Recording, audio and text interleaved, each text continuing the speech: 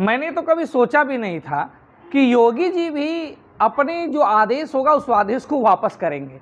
मैं समझता था बड़ा जीवट प्रतिभा के व्यक्ति हैं और जो कह देते हैं उस पर अडिग रहते हैं, लेकिन मैंने देखा मात्र 6 लाख सरकारी टीचर ने उनको झुका दिया। दरअसल योगी सरकार ने एक आदेश लागू किया था कि अब ऑनलाइन अटेंडेंस देना पड़ेगा।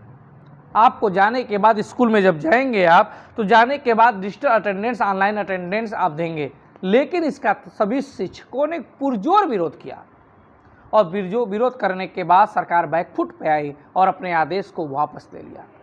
लेकिन सरकार जो कदम उठाने जा रही थी उसे जन चेतना के आधार पे और जन सरोकार के आधार पे उसका चर्चा करना अत्यंत आवश्यक है। क्या इस सरकार से अगर वो डिजिटल अटेंडेंस देता तो शिक्षक लोगों पे क्या बुरा हो जाता? दरअसल बुरा ये होता, आपके गांव कस्बे में पता लगाइएगा, बहुत सारे ऐसे शिक्षक होंगे, वो शिक्षक जाते होंगे लेकिन पढ़ाते नहीं होंगे, सिर्फ कुर्सी पे जाके ताश पत्ते खेलते होंगे, मोबाइल चलाते होंगे, सियासी बात करते होंगे और अपने भाई को, अपने रिश्तेदारों को, बेटे को कहीं ना कहीं राजनीति में इंटरेस्ट दिलाकर उसे उचित सम्मान दिलाने का और उचित पद दिलाने का गठजोड़ करते होंगे। लेकिन आपने ऐसे भी देखा होगा, आप अपने मोहल्ले में, ब्लॉक में घूमिएगा, आपको मालूम चल जाएगा कि कुछ ऐसे भी टीचर्स होते हैं जो थोड़ा ऊंची जाति के लोग, दबंग जाति के लोग होते हैं। वो शिक्षक तो हैं, शिक्षक का वेतन तो लेते हैं, लेकिन आज तक कभी स्कूल का चेहरा नहीं देखा उन्होंने, देखा ही नहीं। कोई प्राइवेट महाविद्यालय चला रहा है, कोई टेंडर ले रहा है, कोई ठेकेदारी कर रहा है, कोई कुछ कर रहा है, तो बात होती है उनके बदले कोई जाता होगा। हाँ, 2-4 हज़ार रुपये कोई रख देते हैं गाँव के लोग, और बेरोजगारी की कमी कहाँ बताइए, वो चले जाते हैं। तो यार वो जांच नहीं होती होगी, कौन जांच करेगा? हेडमास्टर है, उसकी हिम्मत है, दबंग है, वो स्कूल कॉलेज ठेकेदार चलता है, सफारी से, स्कॉर्पियो से, फॉर्च्यूनर चलते हैं, कौन जाएगा उनको? कौन कंप्लेन करेगा? प्रधान करेगा, उसकी हैसियत है। नेता कि उस नेता साहब की बीएस से खंड शिक्षा अधिकारी की तो हिम्मत ही नहीं होगी, बाकी क्या बात करिएगा। ऐसे भी लोग हैं और यही लोग तो विरोध करते हैं ना साहब।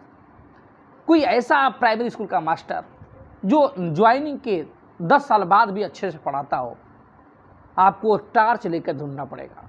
शुरू में कुछ लड़के नहीं ज्वाइनिंग करते हैं तो जोश में रहते हैं, लेकिन सिस्टम में जाके वो भी ऐसे ढीले मेले हो जाते हैं और जाने के बाद वो भी, उनको पढ़ाना जिसे लगता है पाप है। मैं तो कहता हूँ ये हराम का पैसा है।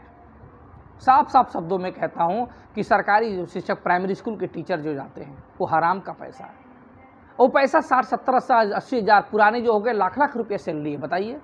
लेकिन इसके बावजूद भी उनकी 5वीं क्लास का बच्चा कॉन्वेंट प्राइवेट स्कूल के पहली क्लास के बच्चों को टक्कर नहीं दे पाएगा। ये स्तर वो लोग बनाते हैं और इसमें सभी पार्टियां सम्मिलित होती हैं, लेकिन उसमें कोई विरोध नहीं करता।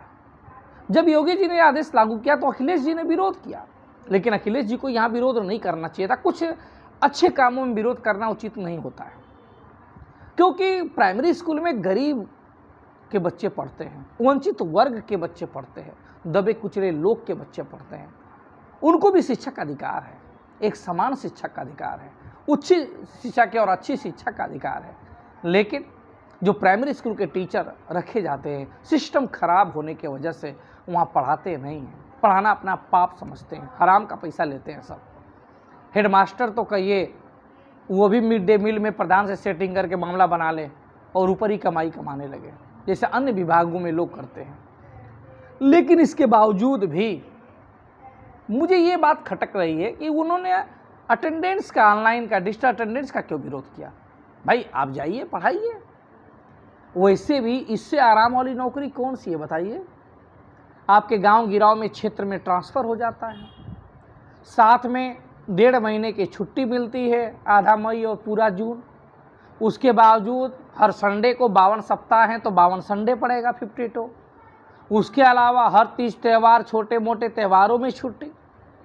बताइए इतना छुट्टी होता है। उसके बाद ठंडियों में डीएम के आदेश के अनुसार लगभग 10 से 15 दिन का छुट्टी, रेनी डे का भी कुछ छुट्टी हो जाता है।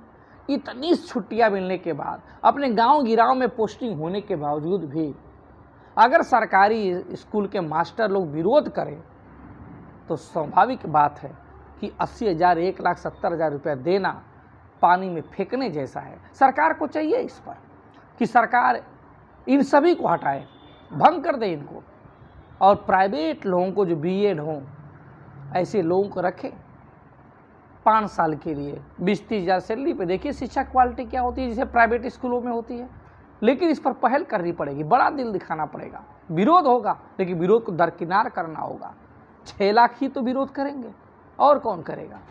बाकी तो जनता खुश होगी, इसलिए खुश होगी कि बाकी जनता चाहती है कि सरकारी स्कूल में मेरा बेटा पढ़े, लेकिन पढ़ाई नहीं होती। मजबूरी में 1000, 2000, 4000 महीने वो जाके प्राइवेट स्कूलों को दे रहा है, और प्राइवेट स्कूलों पे सरकार का कोई कंट्रोल नहीं, और वो दोहन कर रहा है, शोषण कर रहा है, खून चूसता है आदमी का। प्राइवेट स्कूल वाले फीस थोड़े लेते हैं, वो तो खून चूसते हैं, और सिर्फ स्टूडेंट का थोड़े चूसते हैं, टीचर का भी। एक बच्चे का बताइए फीस, लखनऊ जैसे शहरों में तो 10-10, 12-12 हज़ार रुपये पर मंथ की फ़ीस है। एक बच्चे की 12 हज़ार पर मंथ की फ़ीस, और 12 हज़ार रुपये में एक टीचर रखा, मतलब एक बच्चे का फीस एक टीचर को दे दिया। बाकी जितने बच्चे हैं सबका मलाई वही प्राइवेट स्कूल का मालिक हड़प रहा है, मज़ा मार रहा है। कौन है सिस्टम को बदलने वाला? कोई तो बदल ले।